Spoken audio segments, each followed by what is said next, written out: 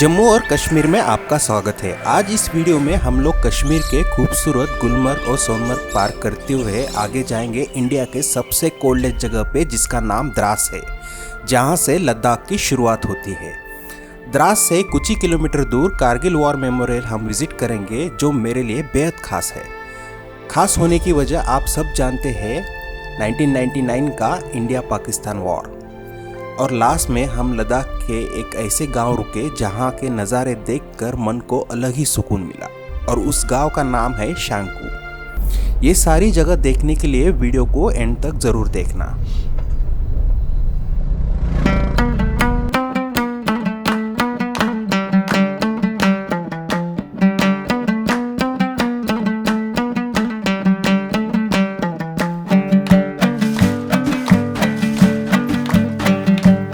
जम्मू कश्मीर के सीमा के पास पाकिस्तान, अफगानिस्तान, चाइना तथा तिब्बत है, मगर कश्मीर प्रदेश को दुनिया का स्वर्ग कहा जाता है। यहाँ ज़्यादातर राज्य पर्वत, नदियों और झीलों से ढका हुआ है। कश्मीर की संस्कृति कई संस्कृति का एक विविध मिश्रण है।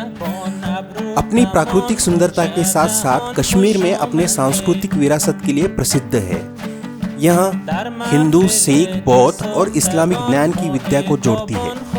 कश्मीरी लोगों को सांस्कृतिक पहचान का सबसे महत्वपूर्ण हिस्सा कश्मीरी भाषा यानी कोशीर है। इस भाषा को केवल कश्मीरी पंडित और कश्मीरी मुसलमानों द्वारा कश्मीर घाटी में बोला जाता है। श्रीनगर का थोड़ा सा चक्कर काट के हम लोग निकल पड़ते हैं हमारे आगे के सफर की ओर।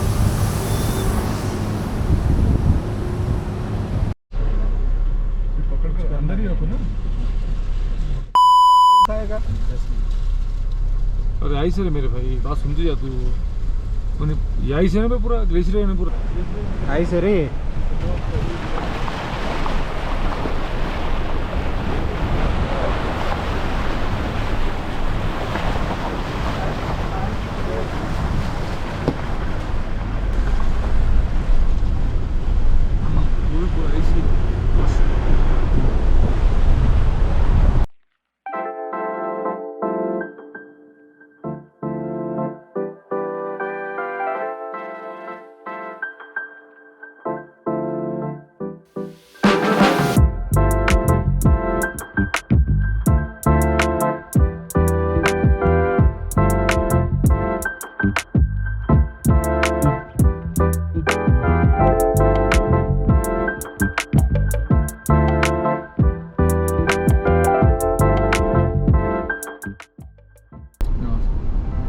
जैसे लद्दाख स्टार्ट हो गया है ना।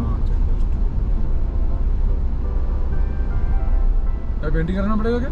हाँ, एंट्री कराना।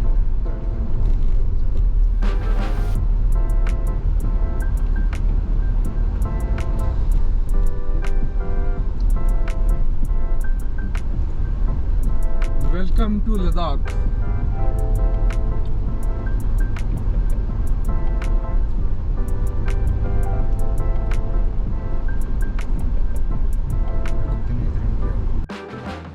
कश्मीर और लद्दाख के बीच में उनके जियोग्राफिकल लोकेशन, क्लाइमेट, संस्कृति और पर्यटन में है। कश्मीर हरी भरी घाटियों वाला सांस्कृतिक क्षेत्र है, जबकि लद्दाख एक ऊंचाई वाला ड्राई और बौद्ध संस्कृति से प्रभावित है। जैसे ही लद्दाख की शुरुआत होती है, सबसे पहले आप आएंगे द्रास में, जिसे लद्दाख का प्रवेश द्वार भी कहा जाता है। द्रास समुद्र से लगभग 10,800 फीट की ऊंचाई पर बसा है और इसे भारत का सबसे ठंडा स्थान माना जाता है। सर्दियों में यहाँ का तापमान -20 डिग्री सेल्सियस से भी नीचे चला जाता है। जनवरी 1995 में यहाँ का तापमान -45 डिग्री सेल्सियस दर्ज किया गया था। उस टाइम पे इसे भारत का सबसे ठंडा और दुनिया का दूसरा सबसे ठंडा स्थान माना गया था। द्रास काफ़ी ऊंचाई पे होने के कारण यहाँ का खाना पीना काफ़ी महंगा है। यहाँ पे हमने सिर्फ एक चाय के लिए 50 रुपये दिए, पर यहाँ का मौसम इतना ठंडा था कि एक चाय तो बनती थी। फिर एक कश्मीरी भाई साहब आके हमारे पवन भाई को कश्मीरी ड्रेस और शॉल दिखाने लगे। यहाँ काफ़ी सेल्समैन होते हैं जो आपको कन्वेंस करने की कोशिश करेंगे। अगर आपको कश्मीरी कपड़ों की जानकारी है तो ही यहाँ से कपड़े ले, अन्यथा अवॉइड करें। चाय खत्म करके हम लोग निकल पड़ते हैं कारगिल की ओर, जिसका हमें बेसब्री से इंतजार था।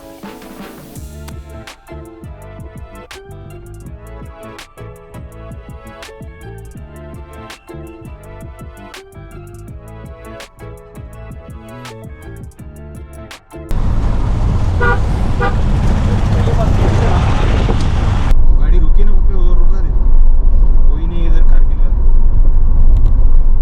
एक ड्रोन शॉट लेता रुका रुका फ्रेम में रुका।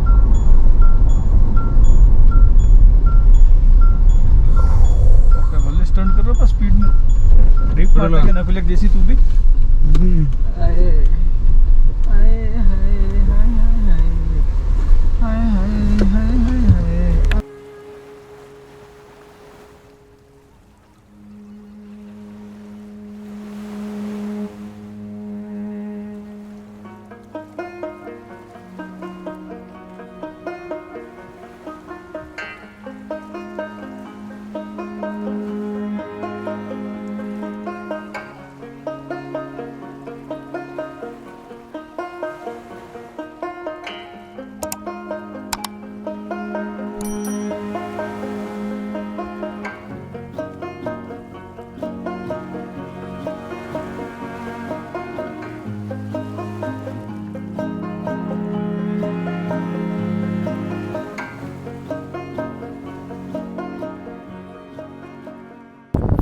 महाराष्ट्र से निकलने के बाद सबसे ज़्यादा एक्साइटमेंट मुझे थी कारगिल वॉर मेमोरियल की, और फाइनली हम लोग यहाँ पे पहुँच रहे हैं। कारगिल वॉर मेमोरियल जाने के लिए आपको एक रूल फॉलो करना पड़ेगा। आप चप्पल या हाफ पैंट पहनकर अंदर नहीं जा सकते। आपको फुल पैंट और शूज़ पहनकर ही मेमोरियल के अंदर जाना अलाउड है। कारगिल वॉर मेमोरियल वो जगह है जहाँ आज भी इंडिया पाकिस्तान वॉर के प्रमाण रखे हैं, जिन्हें हम और आप जाकर देख सकते हैं। यहाँ एक वॉर म्यूजियम है जहाँ वो चिट्ठियाँ लगी है जो हमारे वीर जवानों ने अपने परिवार को आखिरी बार भेजी थी।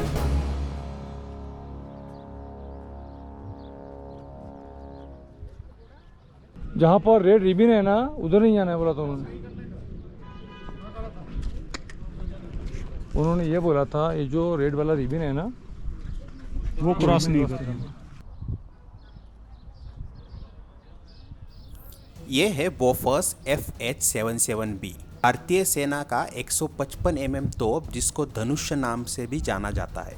यह पूरी तरह से भारत में बना तोप है। इसकी रेंज 40 किलोमीटर तक है और इस बोफर से कारगिल युद्ध के दौरान कई लाख फायर किए गए थे।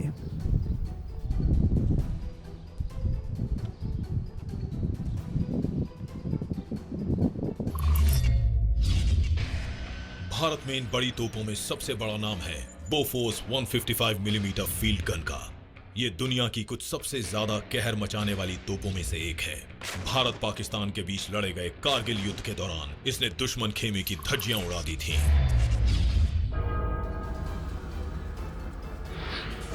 कारगिल वॉर की बात हो और कप्तान विक्रम बत्रा का नाम जहन में ना आए, ऐसा तो हो ही नहीं सकता। शहीद विक्रम बत्रा का जन्म 19 सितंबर 1974 में पालमपुर, हिमाचल प्रदेश में हुआ था। मिशन के दौरान हमेशा ये दिल मांगे मोर के नारे लगाते थे, क्योंकि उन्हें लगता था जितने भी पाकिस्तानी फौज ने एरिया कब्जा किया था, उनको हासिल करना उनका मकसद बन चुका था।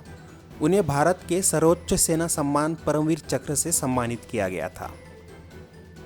Companies success was ye dil mange more. The guys were so highly charged up that they're wanting that some more bunkers should have been there and we would have got the more chaps. युद्धों के मैदान में उनकी बहादुरी के लिए उन्हें शेर शाह कहा जाता था।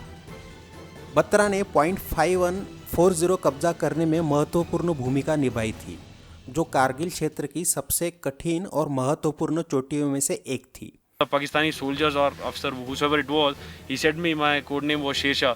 Oh Shersha, you have come. Don't try to come up, otherwise you'll have a tough time. And that was the time they gave us a challenge. And my guys, they went wild. How dare a Pakistani troop can. Date थी 7 जुलाई 1999। Captain Vikram Batra का आखिरी mission उन्होंने उनके battalion के साथ Pakistan army को बुरी तरह से हराया। पाकिस्तान सोल्जर पे जय माता दी चिल्लाते हुए अटैक कर दिया और 5 पाकिस्तानी सोल्जर को मार गिराया। पर अंत में विक्रम बत्रा पर मशीन गन से गोलियां बरसी गई, जिसके वजह से विक्रम बत्रा को देश के लिए अपनी जान देनी पड़ी। उनकी उम्र सिर्फ 24 साल थी। गुस्से में आके उनके साथियों ने बाकी सारे पाकिस्तानी सोल्जर को मार गिराया और पॉइंट 4875 पे फिर से तिरंगा लहराया। तिरंगे के पीछे आप जो टॉप देख पा रहे हो, अब इस टॉप को कैप्टन विक्रम बत्रा के सम्मान में बत्रा टॉप कहा जाता है। उन साहसी योद्धाओं का सम्मान करते हुए जिन्होंने कारगिल युद्धों को गौरवशाली अंत तक पहुंचाने के लिए जान लगा दी, ऐसे सारे वीर सपूतों को सलाम करके हम निकल पड़ते हैं आगे के एडवेंचर की ओर, जो है ज़ंस्कार वैली।